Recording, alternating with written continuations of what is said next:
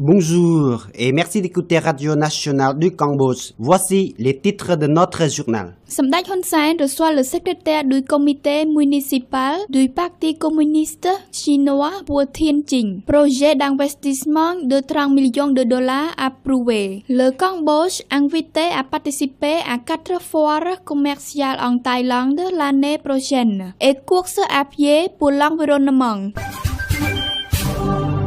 Merci d'écouter Radio Nationale du Cambodge sur 105.70 FM et sur 918 AM. Li Hongzhong, membre du bureau politique du comité central du Parti communiste chinois, PCC, et secrétaire du comité municipal du PCC pour Tianjin, a fait une visite de courtoisie à Somdai Akem Mahasenapadai Hun Sen, premier ministre du Royaume du Cambodge, le 29 octobre au Palais de la Paix à Phnom Penh, rapporte l'agent Cambodia Press. À cette occasion, Li Hongzhong a informé Somdai Hun Sen de cette première visite au Cambodge, dont le but est de renforcer les échanges entre les dirigeants et les peuples des deux pays, ainsi que de marquer le 60e anniversaire de l'établissement de leurs relations diplomatiques. Pour sa part, Somdai Hun Sen a remercié M. Li Hongzhong pour lui avoir transmis les salutations des dirigeants chinois et pour avoir félicité le Parti du peuple cambodgien de sa victoire aux élections législatives de juillet dernier.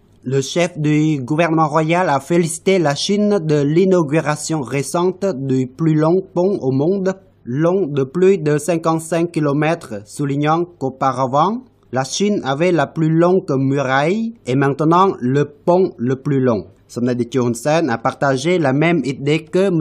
Li Hongzhong sur les relations entre le Cambodge et la Chine et s'est félicité des progrès réalisés dans leurs relations qui ont atteint le niveau de coopération de partenariat stratégique global et les deux pays deviennent maintenant des amis d'acier. Le Conseil pour le développement du Cambodge a récemment approuvé 4 projets d'investissement d'une valeur de près de 30 millions de dollars américains, rapporte l'agent Cambodia Press. Selon le Conseil pour le développement du Cambodge, ces projets d'investissement situés dans la zone économique spéciale de Sihanoukville, dans la province de Preh Sihanouk, sont investis par Investor Decor, Glory Alliance Cambodia, Cambodian Tropic Flooring et Cougar Wood Industry, avec des capitaux d'investissement respectifs de 1,5 million, 5,64 millions, 6,5 millions et 15 millions de dollars. Ces projets pourraient créer environ 1200 emplois pour la population locale. Le Cambodge ainsi que 2 autres pays de la zone, dont le Laos et le Myanmar, ont été invités à participer à 4 foires commerciales en Thaïlande en 2019, conformément à la déclaration de Bagan, Ahmed a annoncé le ministère cambodgien du commerce dans une récente annonce citée par l'agent Cambodia Press. Les prochains salons comprennent Style 2019, Beef and Bill, Big Plus BIH, TIFF 2019 en avril, Bangkok Gem and Jewelry Fair 2019 en février, Thai Fest World of Food Asia 2019 en mai et Bangkok Gem and Jewelry Fair 2019 en septembre, a indiqué la même source.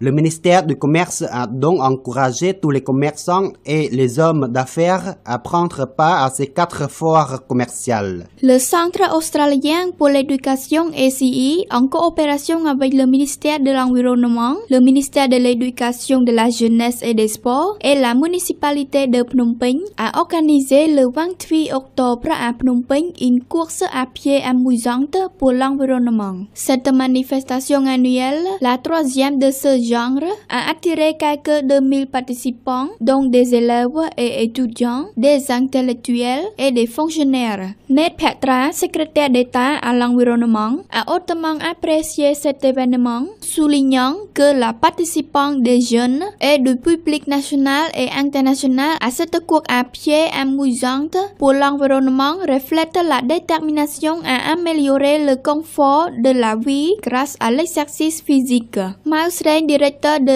IDP Education au Cambodge, a de son côté dit que les fonds collectés lors de l'événement annuel sera destiné à la construction de latrines dans des écoles publiques dans la capitale et en province, alors que ce recueilli pendant les précédentes courses était pour la plantation d'arbres et l'achat des poubelles pour des écoles. Voilà, c'est la fin de cette édition. Merci de l'avoir suivi sur Radio Nationale du Cambodge. Au revoir et bonne journée à tous.